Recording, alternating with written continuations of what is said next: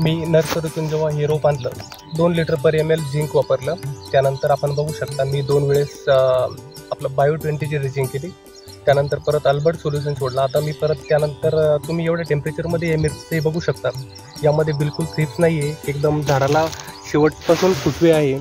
पूर्व छान प्लॉट आहे हा एवढ्या टेम्परेचरमध्ये. बाकी इतरांच्या ज्या समस्या आहे की टेम्परेचरमुळे थ्रिप्स वगैरे यावर तुम्ही बघू शकता. एवढे जनरली शेतकऱ्यांना समस्या अशा येत असतात की थ्रिप्सचा अटॅक कधी कधी जास्त असतो अशा वातावरणात, किंवा आपण म्हणतो की नुसतं शेंडावाढ होते किंवा फुटवे मिळत नाही.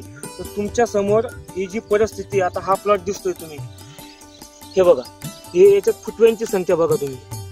आणि आपण जर बघितलं शिमला, पिकाडो सारख्या व्हरायटी जी आहेत यांच्यावर थ्रिप्सचा अटॅक सर्वात जास्त बघायला मिळत असतो. की तुम्ही या एरियामध्ये आता 3 प्रकारच्या व्हरायटी लागलेल्या आहेत आणि या तिन्ही प्रकारच्या व्हरायटींमध्ये शेड्यूल वापरल्यामुळं, प्रॉपर न्यूट्रिशनल मॅनेजमेंट झाल्यामुळं याच्यावर थ्रिप्सचा अटॅक 0 आहे. फुटव्यांची संख्या ही बऱ्यापैकी बघायला मिळते.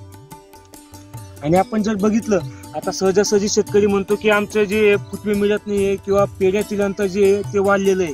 तर याच्यात जर बघितलं तुम्ही तर खाली बुळापासून फांद्या लागलेल्या आहेत आणि पेऱ्यातील अंतर जर बघितलं तुम्ही तर ते एवढं नाही की जेवढं शेतकरी सांगत असतात.